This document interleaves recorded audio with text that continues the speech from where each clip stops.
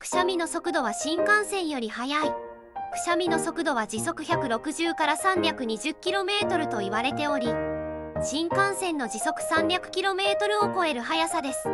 そんな速さで空気を吐き出すため、実は体にはかなりの負担がかかります。くしゃみ時自然と目を閉じていますが、目を開けて思いっきりくしゃみすると目が飛び出てしまうこともあります。他にもぎっくり腰や骨折なんて事例も。みんなも気をつけようね。